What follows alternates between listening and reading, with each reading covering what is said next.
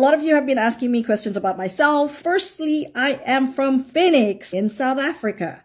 Like fried mealies, bunny chow, sheep head curry, that's me. But I want to tell you something which is probably going to surprise a lot of you who's written compliments on my videos.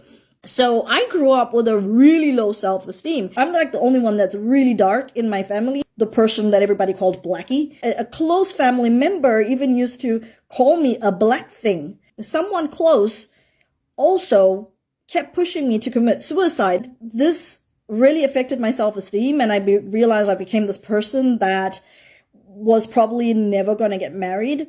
I even went on a blind date once, and when the guy showed up there where I was waiting, he just took one look at me, laughed, shook his head, and left. I grew up in a way that when something really bad happened, I couldn't tell anyone. Up till today, I have not been able to get the words out of my mouth. And I knew that I couldn't because nobody was going to believe me anyway. All of this told me that nobody's going to want me. Nobody thinks I'm desirable. I was willing to marry someone even if they were a complete shite because that's how I saw myself. Like that's what I was worth.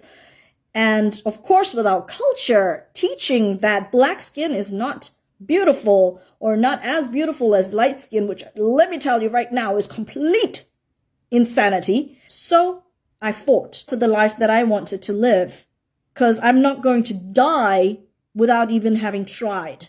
So I left home and I was homeless. I ended up in Overport. Let me tell you right now, okay, Brainos, okay, you guys are fantastic because you just open your arms to a total stranger. You get emotionally involved in their lives. You give such love and support. And that's what I found when I was living in Overport. And so when I eventually got a job selling cockroach traps, I went door to door. And then I got a job at Gateway Shopping Center in Durban. I got myself an apartment in Umhlanga Rocks.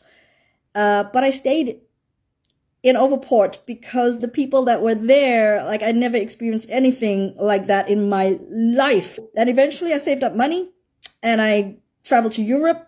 I put my ego in my back pocket. And even though I got a full education as a fashion designer, worked as a designer in South Africa as well, I cleaned toilets. But I was happy because it paid my bills and I was content. Eventually I started my own company. Now I'm on my 4th education because I want to go in a different direction. But I got all of this in spite of the situations I grew up in. I'm not saying I'm living a glamorous life. I'm just saying that I went after my dreams. I fought for it. So the reason why this message is so important for me, parents, pay attention to what you expose your kids to. Letting them believe that light skin is better than dark skin, you are causing damage. Teaching your daughters, especially daddies, that they are beautiful is so important that it comes from you because the beauty that they're looking for someone to find in them is going to come from other men. And for kids out there, if people are bullying you, ridiculing you for the way you look, for the way you speak, for the way you are, for the dreams you have, don't let somebody else rob you of your dreams before you even try to accomplish them. And if you didn't accomplish it, so what? At least you can say you tried. And then you move on to the next thing.